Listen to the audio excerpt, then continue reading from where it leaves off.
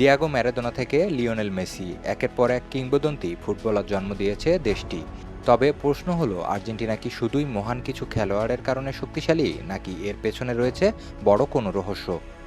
আর্জেন্টিনায় football একটি খেলা নয়, এটি মানুষের জীবনযাত্রার একটি অংশ। দেশটির শিশুদের অনেকেই হাঁটতে শেখার আগেই বলের সঙ্গে পরিচিত হয়। পরিবার, স্কুল, বন্ধু কিংবা পাড়া সবখানেই ফুটবলের উপস্থিতি।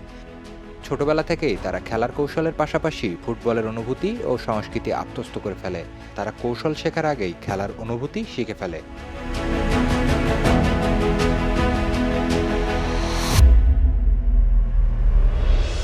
বিশেষজ্ঞদের মতে আর্জেন্টিনার অন্যতম বড় শক্তি হলো তাদের বিখ্যাত পেত্রেরো সংস্কৃতি। পেত্রেরো বলতে বোঝায় ছোট, অসমান এবং ধুলোময় খোলা মাঠ, যেখানে শিশুরা কোনো কোচের নির্দেশনা ছাড়াই নিজেদের মতো করে ফুটবল খেলে।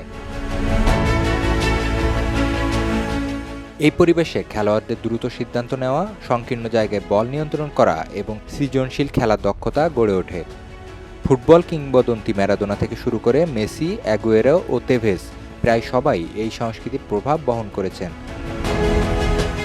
এছাড়া আর্জেন্টিনার সামাজিক ও অর্থনৈতিক বাস্তবতাও ফুটবল উন্নয়নে গুরুত্বপূর্ণ ভূমিকা রেখেছে।